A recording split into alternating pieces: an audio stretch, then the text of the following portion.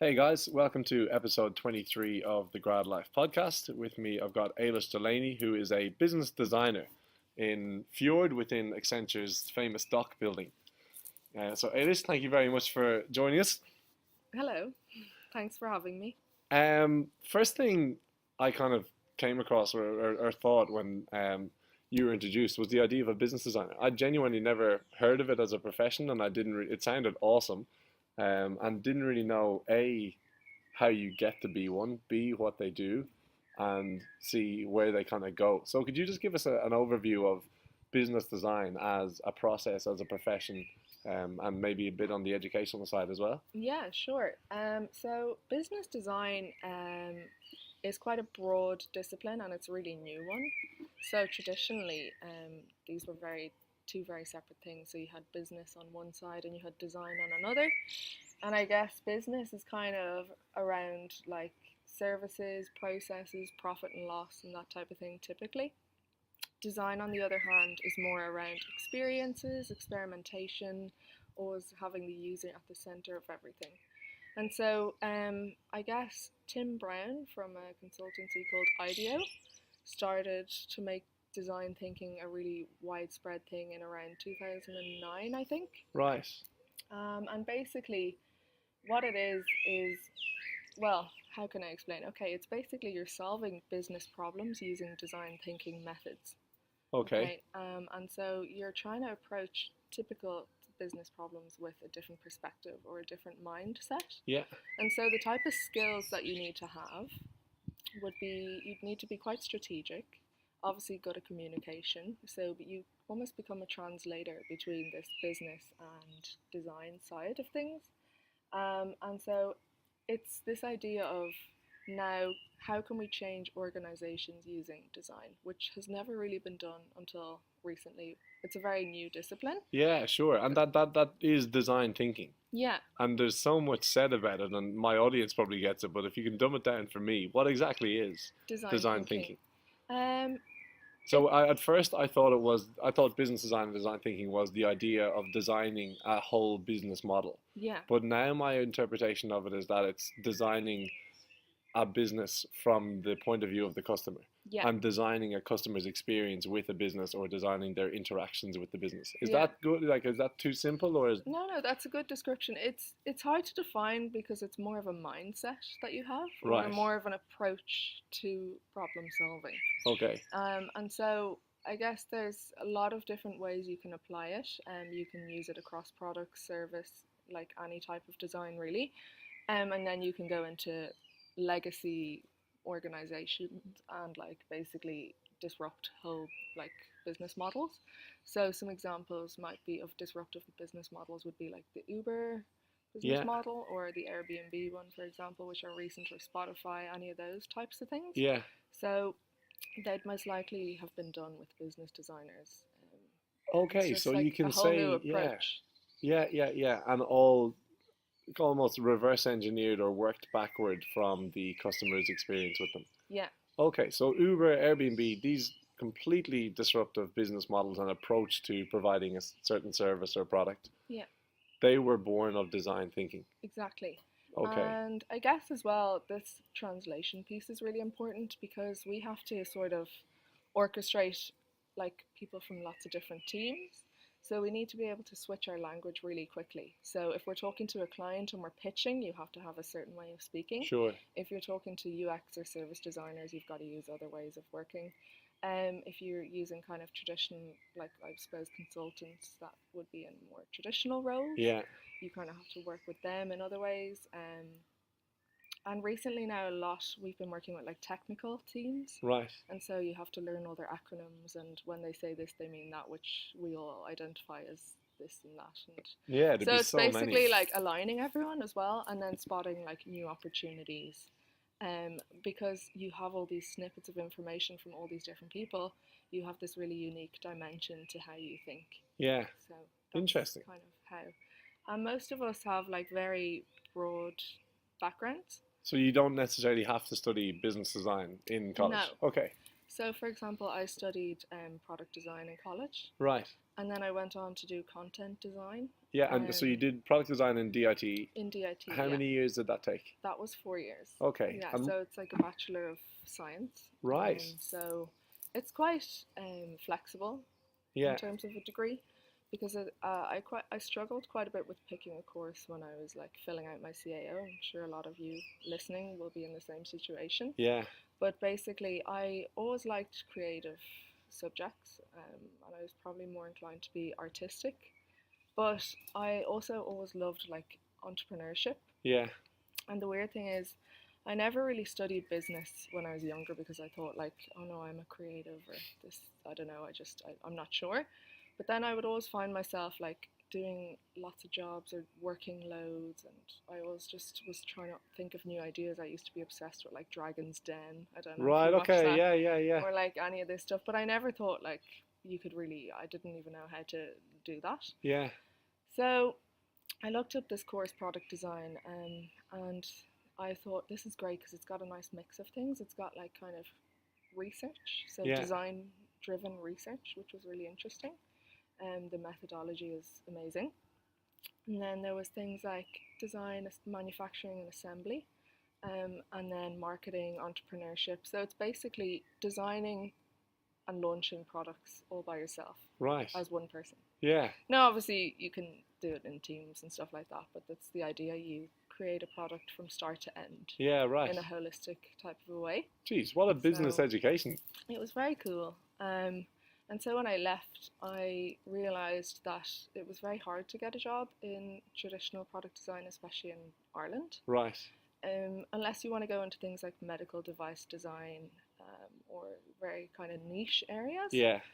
And I also found that I was less interested in the kind of engineering side of things and more interested in technology and communication. I was going to ask about that. So, like, when you're studying product design, you're Yeah, doing FMCG goods, you're yeah, doing medical goods and pacemakers, whatever it might be, yeah. and then you're probably doing tech. Are you doing like Airbnb interfaces and Uber interfaces and like basically tech interfaces as well, or? Well, when I was studying it, we didn't do any digital product design. Right. So we Okay. didn't do any kind of wireframes or screens or any Yeah. of that Okay. stuff. Right.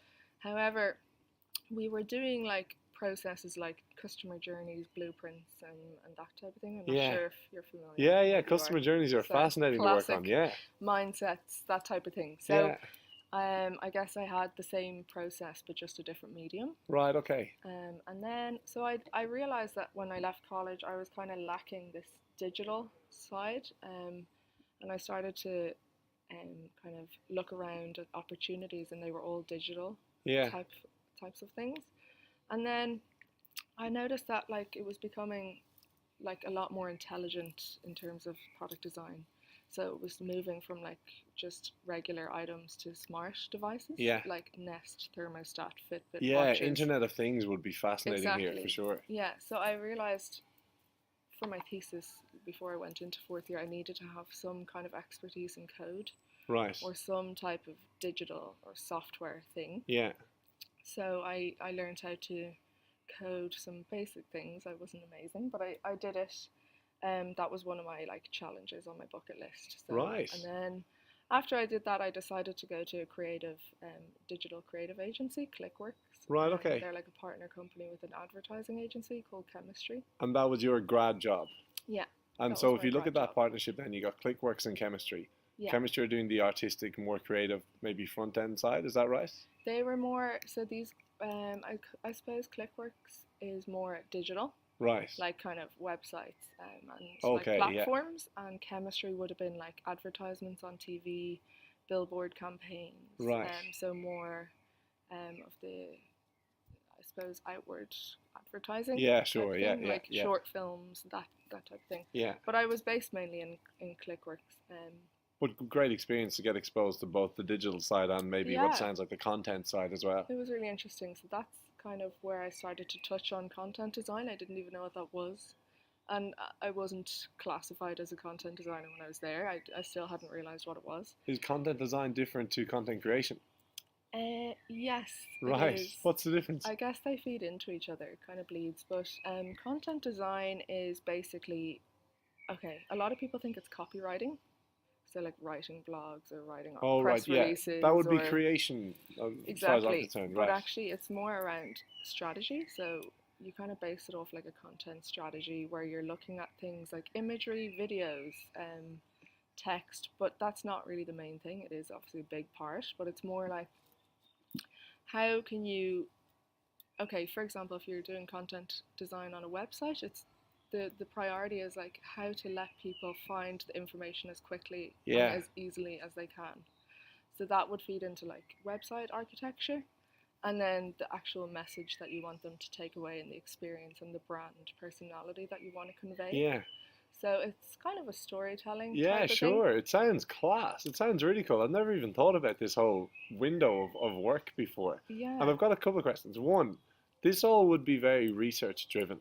So yeah, if you're doing a content strategy, perfect example for the website, yeah, what does a user see and do when she first enters the site, and how can we optimize that kind of user experience through the site to get the output that we want? exactly. To get the right answer to that question, which there probably is a right answer, Yeah, you need to go off and do the research on your target audience and how they interact with websites. So it is a very research intensive industry or game or business as well, yeah, surely. exactly. I really like research. So when I was in ClickWorks, I was actually research and design. That was my role. Right, But I suppose a good example of content design would be like the gov.uk government website, right.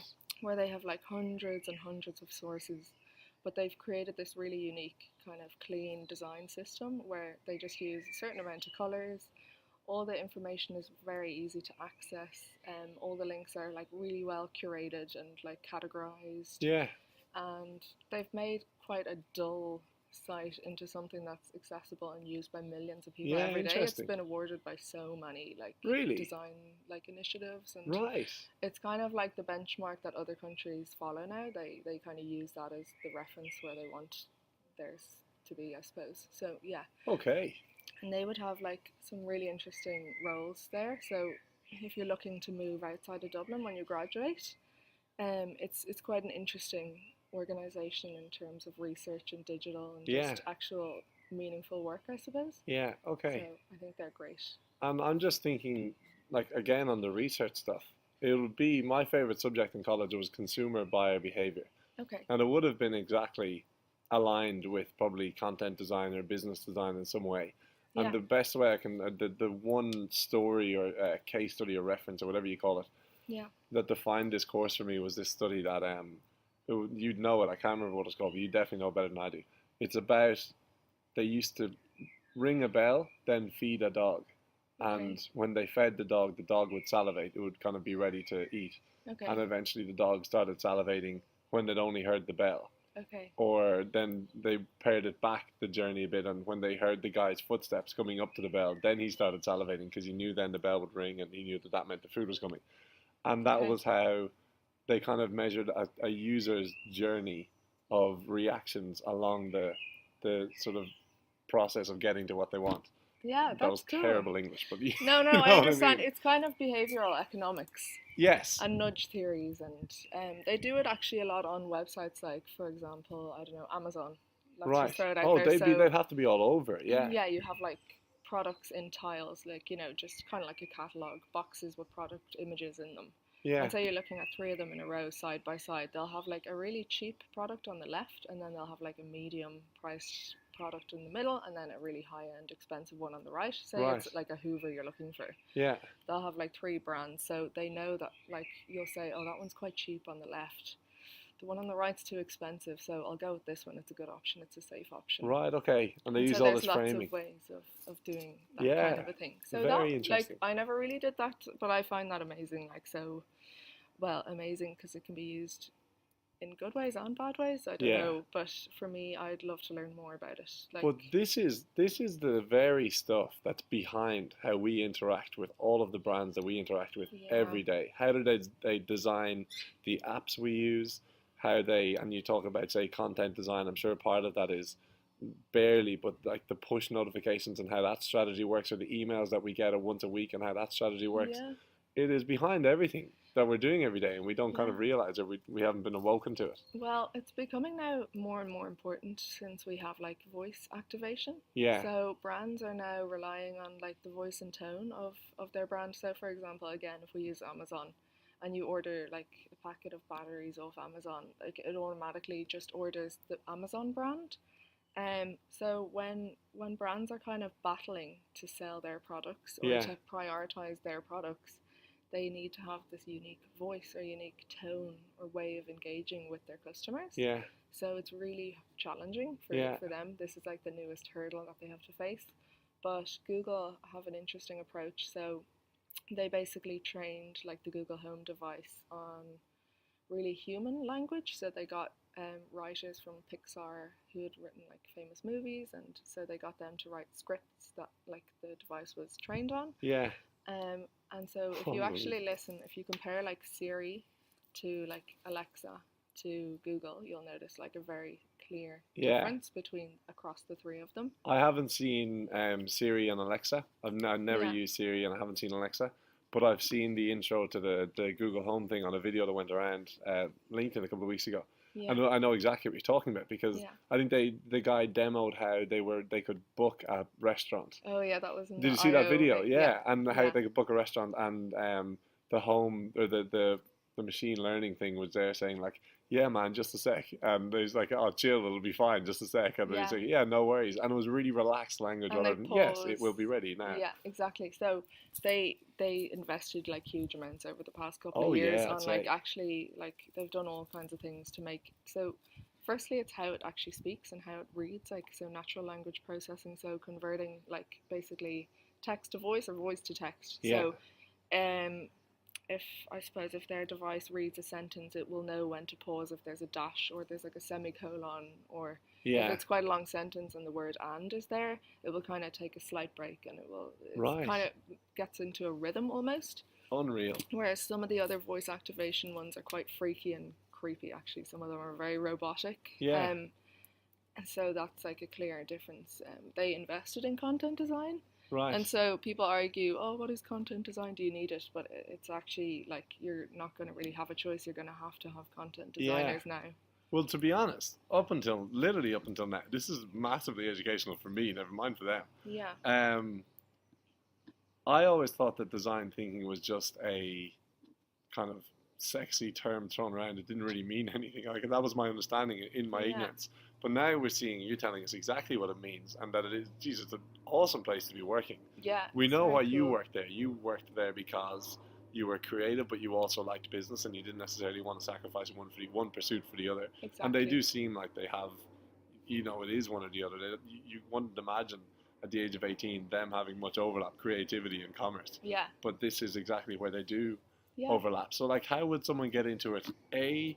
If they're in high school and they're looking to fill out their CAO, what colleges are doing it, Mhm. and then B, what companies are hiring for it, and actually C, Ooh. if you're already on a different track, how Yeah. can you maybe weave your way into this? So, A, B, C in chronological order. Go. So I can't really like I'm not exactly an expert, like I'm not a guru on Sure. how to tell you what to study. But it depends. So there's like several different strands within design. Like for example, I work with 8 types of designers at Right. this point in time. So it really depends what you want. Like if you're into technology, maybe content design isn't the thing for you, but maybe you're saying to yourself, "Oh, I'm not creative. I couldn't be good enough." But everyone, like we're all as creative as each other, and Yeah. it's actually not particularly creative that you have to be. It's more strategic, Right. if you Okay. ask me, anyway. So if you're more kind of tech driven and you're interested in like AI or IoT or blockchain or whatever, there is one type of design that you could do, which is like maybe data design, Data design. or yeah, Okay. there's or like creative technology, and they're kind of lots of software engineering backgrounds, and they're into building prototypes that are really interactive and really engaging. So like Right. if you like making things and you think, "Oh, I could learn a bit of code," Mm. maybe that's one for you. If you're into more like communication, branding, storytelling, I would say content or business Yeah. design would be a good one. Visual design too, you could argue, because we're all telling a story. Sure. And then there's other ones like service designers, interaction designers, where you're looking again, we're all looking at the user in the center, but like this is kind of, they look at journeys and processes and the whole system and how everything works. Yeah. So we're all like bleeding into each other basically. Yeah. So that's kind of the first thing, like what type of design do you want to do? Right. And then from there, it's like, for example, if you wanted to be a content designer, obviously it helps if you're good at English. Sure. But you could study journalism, yeah, but you could also study marketing, you could study business. It kind of depends because it covers such a broad range of things. And in a creative role or a creative team like these, yeah, diversity would be very much appreciated. So coming from an interesting background would help. Exactly. So that's actually an advantage if you have a different. So I'd say if you're kind of wondering what to do, or you're already in a job, you've started your first job and you're thinking, this is not what I wanted, help, like this is not what I signed up for. What you can do is just try like a couple of online courses. So like if you're interested in like trying something out, it's a good way to not spend a lot of money before committing to like a master's or another job, for example. And so do you know of any courses that people can do? There's the Irish Institute of Design. Yeah, but they're more kind of like a community for like members in design and connecting people up. Right. So if you're interested in more like tech side of things, I suppose you could go on to like Udacity. Okay. They have some really interesting things on like courses that are not available in universities yet. So if you want to learn about how to design self-driving cars, for example, that you can do a course online about that. But these are all developed with like experts from Google and like big companies, so they're really legit. And if you're interested in more maybe like design thinking, service design, business design, you could look up, there's a really great company called Hyper Island, and they develop their courses with industry experts, and every year they change based on like trends and what's happening. So actually sometimes you're better doing smaller online courses because they're actually more up to date. Yeah, sure. Especially for newer types of roles that are emerging. Yeah, that can often be the case. And even if you're in college, looking at these things outside of it can give you the edge as well. As like a booster, or even if you have a job, like I still do these types of courses just to like keep myself like up to date or whatever. Yeah. Or you can study like interaction design or product design or industrial. Right. You can study more of a business marketing, like commerce. Yeah. It really depends. So okay. So diversity is welcome though. Yeah, diversity is pretty much an advantage. Yeah, right. Yeah. Are there any influencers in the game of design? And by that, like you say, someone you follow on LinkedIn or something like that. So I've Google alerts. I often have Google alerts for Travis Kalanick or many disruptive entrepreneurs, and just kind of see what they're up to and that sort of thing. Is there anyone within the design space that you have looked to or that you have become aware of? Yeah, I think mainly I follow like Medium articles. Right, okay. So I on Medium follow categories as opposed to individual people. Right. So that's kind of like one thing for me, because I sometimes don't like just following one person. Yeah, then fair. Suddenly you hear another one, you're like, oh, that's totally changed my perspective.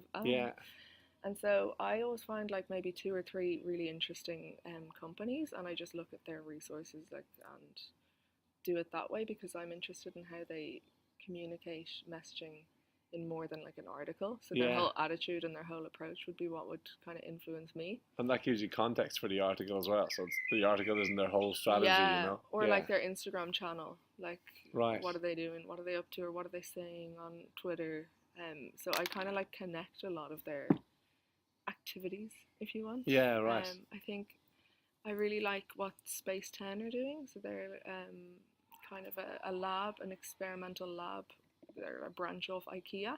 Right. And so they do these really interesting things on like AI and just the future of food and that type of thing. If you're interested in like business design, Frog are a really interesting company, and IDEO. Right. They're kind of big. Yeah, names. IDEO I've heard of. Them. But if you're going to be working in business design in Ireland, the place to be seems to be the Accenture Dock. Yeah. That's pretty fair to say. I think so. Well, again, it's hard to tell because you could have a business designer in an advertising agency, like working with a creative strategist. Yeah, like they'll bounce off each other really well. Yeah. Or you can have a business designer in your own startup in your own house. Like, it depends. But yeah, I guess in the dock it's great because I'm kind of exposed to different disciplines and different pillars. So that's how business designers thrive. Like variety, I suppose. Right. So we've kind of got like three pillars in the dock. So we've got like designers, developers, and then domain expertise. And under that domain expertise, you could have people who are experts in AI, IoT, like any technology related things. But you also have experts in like healthcare and pharma, or you've got experts in travel. So it's really, really exciting. Yeah. So I've been in there on a tour. Yeah, What do they do in there? What do you get? Like it is, I know it's a hub for design thinking within Accenture, yeah, but say if you, and I don't know what you're allowed to say about clients, etc., and obviously don't go over, but um, a client comes to you with what an issue or an issue to an existing business or an idea for a new business, and they want you to kind of design it for them, or what way does an engagement with the client work in there? yeah. Again, sorry, I'm giving you no straight answers here, but it's No. kind of there's a different like a variety of ways you can come into the dock. So, first of all, it was kind of built as a type of an ecosystem. So that like startup culture is kind of, I suppose, the groundwork of what it was built on. Right. And so having mixed teams, like we don't have our own desks or anything. It's kind of like a hot desk policy. So you're Right. always moving around, and every time you go onto a new project, you move to, for example, a different floor or a different Okay. space or whatever. Um, so collaboration is like the key thing about the dock. Right. And then you have clients who come in just to see the place to learn about how they can make their organizations more like that. So Okay. entrepreneurship and entrepreneurship, they come in to learn about that. So that would be a cultural Yeah. um, engagement or Yeah, consultation. exactly. Yeah. Okay. Or you'll have them coming in just to actually learn about the building because it's a smart building. So we've got like a couple of sensors and doing interesting things around that. So Yeah. maybe more like maybe if you're into manufacturing, you might be coming in learning how are they connecting these things up and what are they doing there. So there's that kind of learning from the actual shell of the building and the Right. technology in it. And then they have like I suppose in terms of client engagement, a lot of our work is done for experimental purposes. So we're kind of got innovation funds and stuff to sort of launch our own initiatives. Right.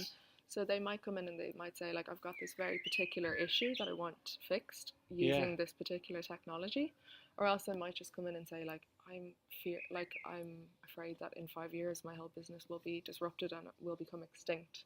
Okay, a bit dramatic, but how can you help me? So like you kind of have narrow focused questions or these kind of open ended blue sky types Yeah. of things.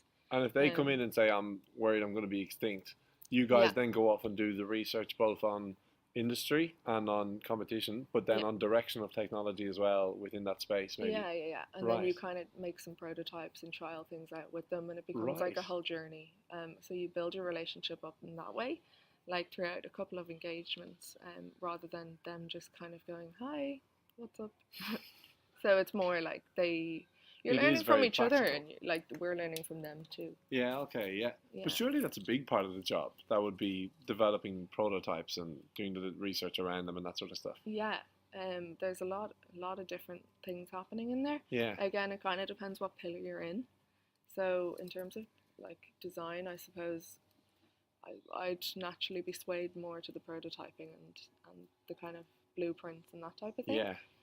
But equally, if you're in the tech pillar, you're interested to get some demos up and running. Yeah. So I think it's really what you make it. It's kind of not a playground, but it would be a good place to go after graduating because you get exposed to so many different things. Right.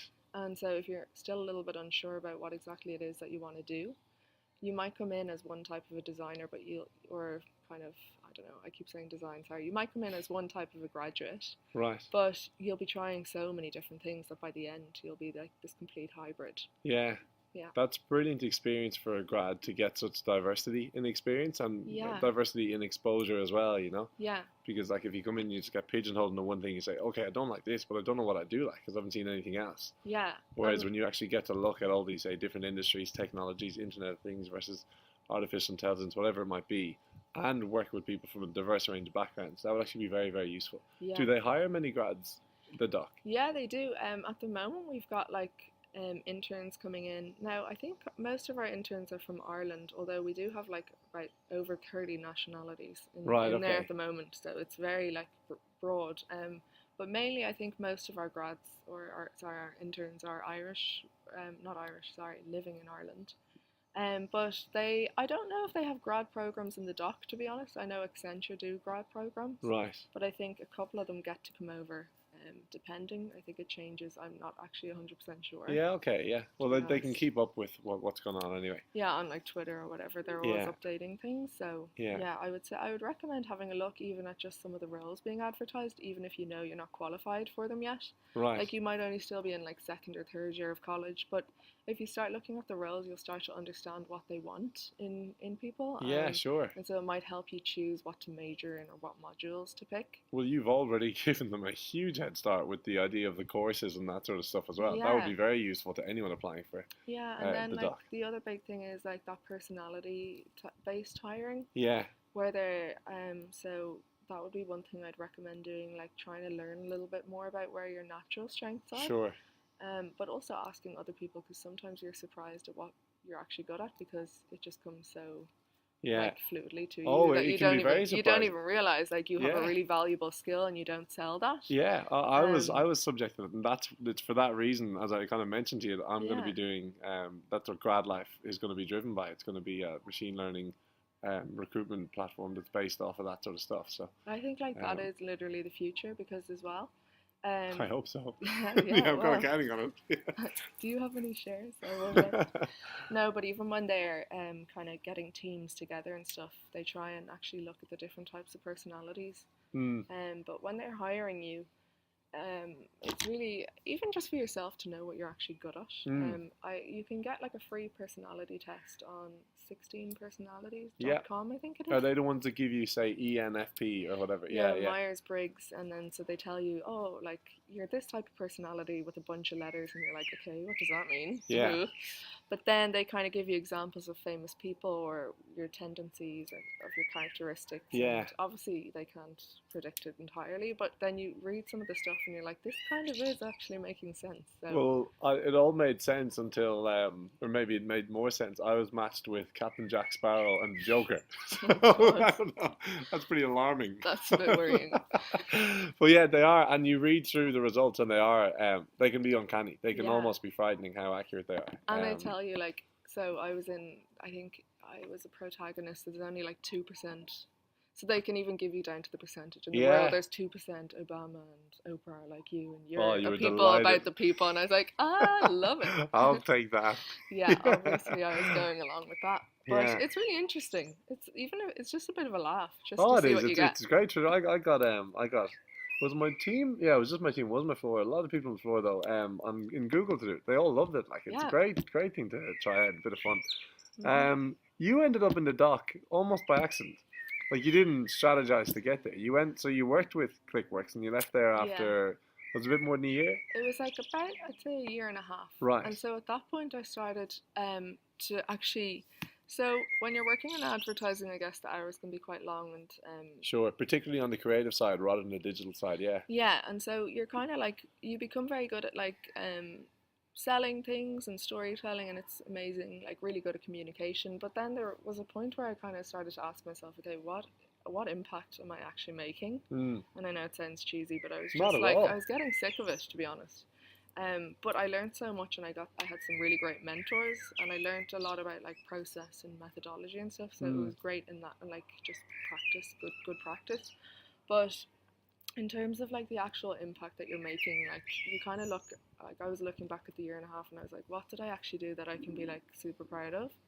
Because for my thesis, I did like a really human type of a social project right. for like firefighters, and so I was like really into that, and then I was like, okay, I think I want to go into human, maybe not human rights, but like there was something in it that I was like, I need to do, I suppose, something a little bit more rewarding. Sure. And so I was like, I followed this company Fjord for like ages, like they were like my heroes. Right. And then I found out that they were coming to Dublin.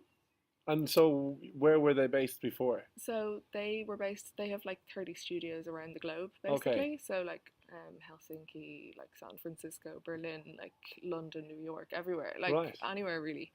And so I was like, okay, I'll be happy to move, I'll do this. And then I heard they were coming to Dublin, and I was like, no, they couldn't be. Yeah. No way, they're not. Like, no, what are they doing in Dublin? And then I realized that they were becoming a part of this new, like, building the dock. under Accenture. So they moved for Accenture. They didn't move independently and just have their own setup in Dublin. No, no. So Okay. they're kind of, so Accenture Interactive acquired Fjord. Right. I think it was a few years ago. But I actually remember when this came out. But what exactly were Fjord yeah. doing beforehand?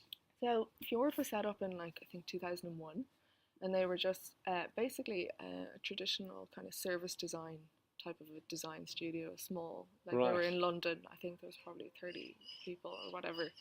And then in 2013, they were acquired by Accenture Interactive Right. because they were one of the first people to have business designers, a Okay. creative agency to have like business designers. Yeah. And so they were acquired by Accenture Interactive because they felt they would be a really complementary blend or fit. Right.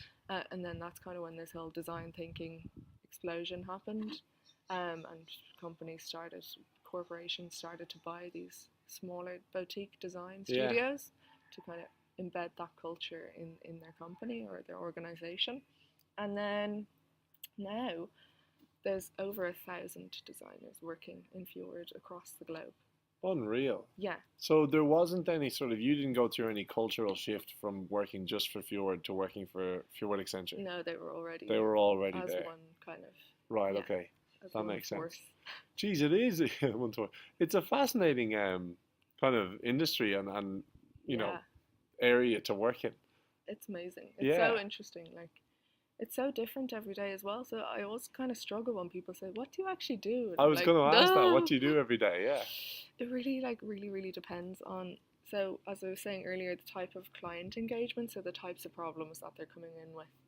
But it's mainly all done around kind of, for me anyway, I love the research part. Right. And this kind of scouting for opportunities and just trying new methods and working with different people. Yeah, because I guess every day is an educational process because you're Yeah. literally doing research, trial and error based testing. Yeah, and like sometimes you're so confused because you really don't know what the solution is going to be. Yeah. And you just have to trust the process, and it's a bit scary sometimes because Yeah. you're like, okay, what are we actually going to give them?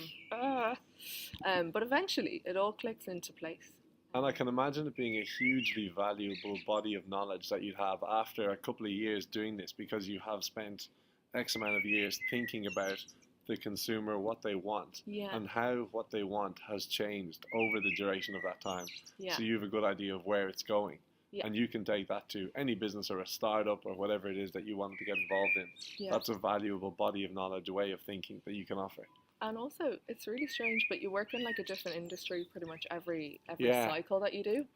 And so, like, you might be doing banking 1 minute, like healthcare another minute, like, I don't know, oil next minute, like, there's people doing like deliveries. And, like, I can't really talk about it too much, Sure. but like, there's basically, you can become experts in such random niche things. You can go, that's what's great about it. You go in on the first day of the project and you're like, what are these acronyms?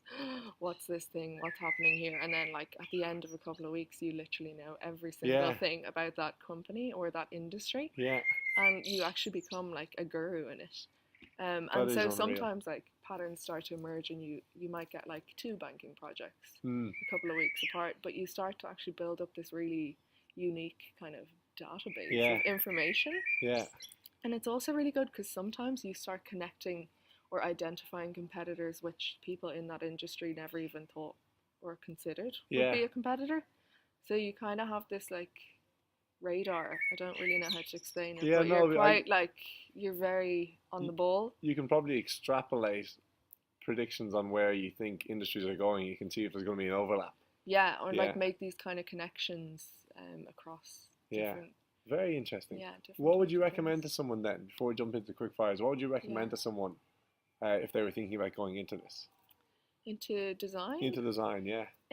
I think what you have to do is become quite confident in either yourself, obviously, and then the process. Because sometimes, as I was saying, you're kind of wondering what is actually going to happen. Like, how are we going to turn this research into something tangible? Sure. Like, it's great having all this research and cool, unique insights, but then, like, how does that actually generate revenue or like some kind of a unique proposition? Yeah. And so you have to be kind of really careful that you make that connection. Right. Because sometimes And you that can it end isn't up with all this highfalutin wasted, thinking or, yeah, yeah, right.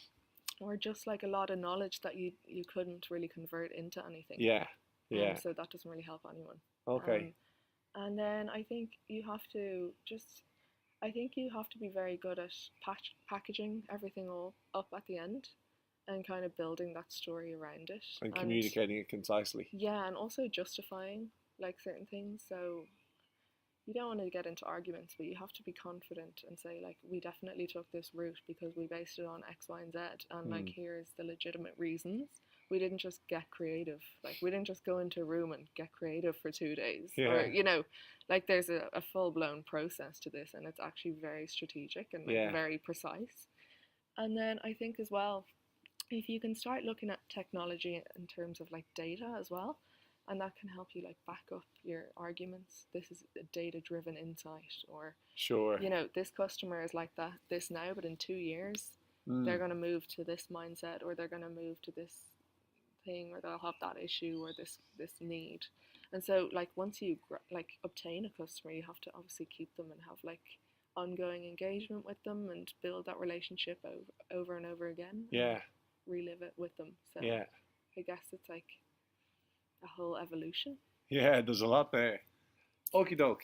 Jumping How into helpful that was. no, jumping into quick fires and No. getting real deep now. Okay. We'll start off. What would be a change that you would wish to see in the world? Okay. So this one, I don't really have one answer to again either. But I think like if we could start to realize the impact of our actions a little bit more, like in good ways and bad ways. I think like some of the things we do are amazing and we never give ourselves like recognition for it.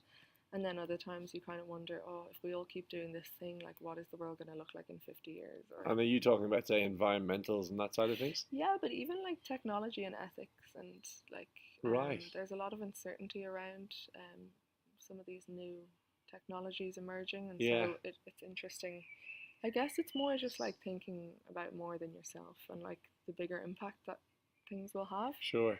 Um, that would probably be what I would say. Hmm. I was actually thinking about this recently, but more in relation to the referendum that just went past and that sort of thing. And Yeah, without kind of leaning one way or the other, I was just thinking that I was observing how other people were thinking yeah, and thinking about looking at this and just making decisions based on how it would affect them directly yeah, rather than ideals, yeah, what ideals it serves.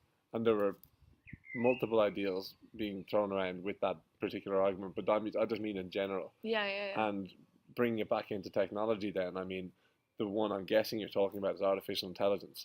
And yeah, it serves us very well. But in terms of the ideal of completely outsourcing the human brain, the ideal of let's get to a point where we can literally just do nothing and have everything delivered to us or done for us or whatever. yeah, Um, the ideal of developing technologies for advancement's sake rather than putting that resource into serving other ideals. Like if there's trillions of dollars spent a year on around the world on tech development yeah, and trillions of dollars needed on basic human requirements in other areas. Those ideals are quite distorted, I have thought.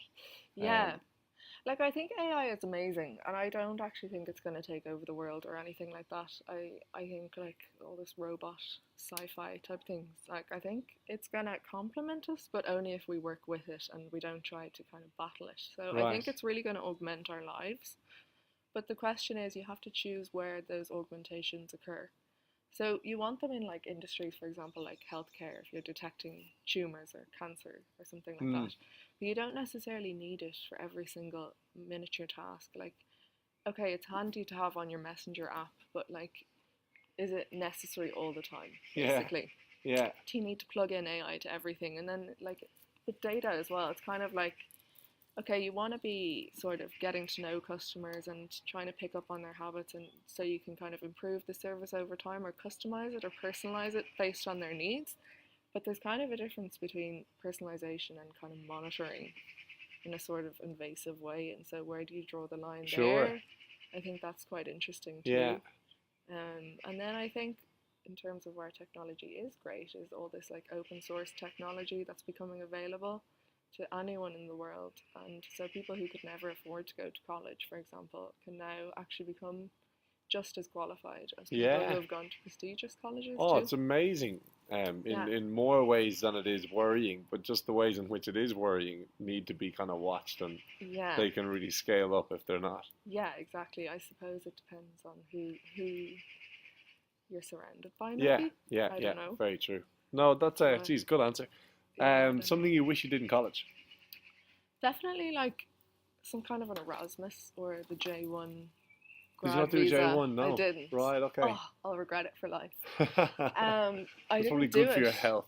All I can say based No. on my experience is that it would have been good for your health to not do Yeah, it. but I would definitely do that, especially because like it's only valid for, isn't it, like a year or two after you I think graduate? so. I actually don't know. I've tried to put it behind me.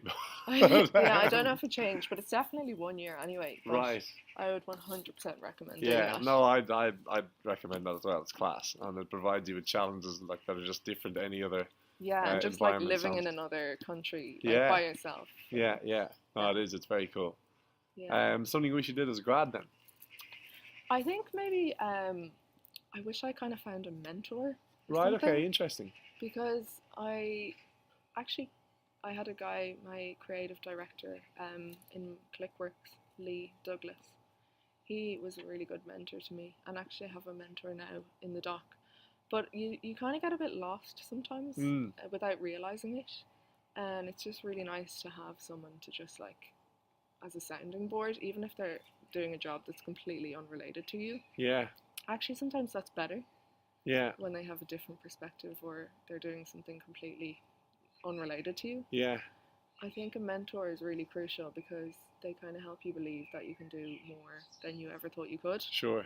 Like, obviously, that's the ideal mentor. Yeah. And so they kind of push you to go for things that maybe you wouldn't have initially Mm. kind of considered.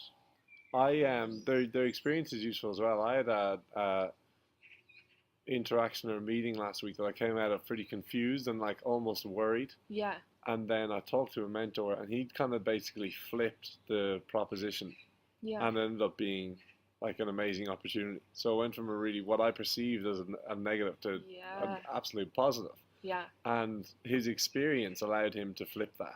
I didn't exactly. have the experience to flip it, sort of. Yeah, So it's very, very useful in times that you don't even think they'd be able to add any value. yeah. Or even if someone offers you a really good deal and you're like, is this too good to be true? Yeah, yeah, yeah, Worried. Like, even if you can kind of check it with them, be like, is this right? Like, is this normal? yeah, Or like, okay, I've just been offered my first job. Like, they offered me X amount salary. Like, what's the going rate? yeah, Are they ripping me off, or like, is this? Are yeah, they expecting more than I can give? What's going on here? So yeah. And even with things like that, it's really helpful, I think. there's an important thing, and that is to make sure that you're picking a mentor who has your best interests at heart, and not say the Yeah, companies or whatever it is, because exactly. that's where you can kind of get misled or almost used. So Yeah, or like on a referral bonus or something, and you're like, yeah, don't use me. yeah. No, I think So I've I actually think, gotten a lot of values, almost without realizing in the moment, but a lot of value over time from mentors. So yeah, lovely, yeah. and they're actually really hard to find. Like, I have a great mentor now in the dock. He is like a business design director, Graham Nolan, and like the whole business design team actually have been really, really like great and supportive to me. I can ask them like any questions, and that's like the dream, really. That's what Yeah, you yeah. want, just An open environment. ask them about anything and everything. And so I think like if you don't have a mentor, you might not realize at the time. You might just be like, oh, Yeah, this is how it is, but actually it's so much more helpful. Now, you yeah. don't want to over depend on someone. It's Oh, not like you want to absolutely be not. ringing them every day, but like No, a little monthly check-in or every couple of months even. yeah, Just to have someone to yeah. kind of look out for you. It I is. think It's it's very like useful. invaluable, to be honest. Agreed. Yeah. A book that you would recommend people to read. Yeah. So I love all of Roald Dahl's books. I think Right. he's amazing. He has like ones for adults, not just kids as well. He has does actually, yeah. a funny one, My Uncle Oswald, and it's basically just like life chronicles and antics of this uncle he has. And I don't Okay. know if it's true or not, but it's very good. Right. Okay. And he has a lot of like really good like short stories. I think you could definitely learn Yeah, I about like how his to short wrap stories. things up based on like he can just get to the punchlines Yeah. straight away. Yeah. He's so witty. But then in terms of maybe like if you're looking for something, if you have a career goal or whatever, I think Let My People Go Surfing is very good. Yeah, by Yvon Um, Chouinard, yeah. yeah, Legend. I I can never love say that his book. name properly, but Yeah, he, Yvon Chouinard. yeah, I don't know if you guys know him, but he is I've talked about him on the basically. podcast, I think, before. Oh, have you? Yeah, yeah, founder of Patagonia. Yeah. So Um, the clothing kind of company, which started off as like a mountaineering equipment company, mm, but he was like, he's got some great insights on like how he got to become like a business guru, inverted commas, and he said like he had no training in business. He he studied still like doesn't call engineering. himself a businessman. He's like, I'm not, I'm just a climber. He's That's his like kind of good. thing. Yeah. Yeah, exactly. So he has really good life advice, but his company were one of the first to kind of publish like a company mission statement or a philosophy. Yeah. He let like his like employees bring their kids to work. Mm. He was one of the first people to do He that. Like was way flexi ahead of all hours. these people, Google, etc., who Yeah, are recognized as being leaders in this area. He was the guy. yeah, And I mean that in so many ways. He's the man. yeah, Like he really is. yeah. So absolutely, Yvon Chouinard and his best friend Doug Tompkins founded North Face, and they had a very similar kind of MO as well. He died tragically kayaking in freezing waters in God. southern Patagonia a couple of years ago. They both kayaked together. They used to, they were billionaires. They spend most of their money, not some, most. Like they would have, they probably aren't billionaires anymore because they gave so much. Yeah, They bought ridiculous amounts of land in South America and just gave it all to conservation charities. yeah. Because they're complete planetarians. They're And, like, really, really deforestation environmentalists. and stuff. Yeah, That's kind of what I mean. Like when you're saying like talking about like life advice or whatever, they actually considered the impact that like each jacket would have yeah, when it's being sold. Like they thought of such small details, even down to like replacing a zip. yeah, Like no one else was doing that. yeah. And if you need mountain gear or outdoors gear, I encourage people to buy from Patagonia because they are a company that are very, very responsible with the money that you're giving them. Yeah. And that's a very cool thing. So that's probably a good life lesson Yeah. as well. And lastly, then, is there a quote that you would kind of live by or recommend? There's a brilliant quote by Roald Dahl, and it basically he talks about like basically if you want to go for anything in life, you just have to go for it. Like you have to be like really passionate. You can't be like lukewarm. Yeah. You just have to go for it. I'll see if I can find it. Okay, it's from one of his books actually. I think it could be Uncle Oswald, Right. ironically. And it says, listening to my father during those early years, I began to realize how important it was to be an enthusiast in life. He taught me that if you're interested in something, no matter what it is, go at it full speed ahead. Embrace it with both arms, hug it, love it, and above all, become passionate about it. Lukewarm is no good, hot is no good either. White hot and passionate is the only thing to be. That's very cool. It's quite a long one, but I really like it. No, it's brilliant. I love that. Well, that's a great note to end on. Thank you very much for that. That was very cool. And Thanks for having me. thanks for your time. Thanks for coming along. Great, thanks.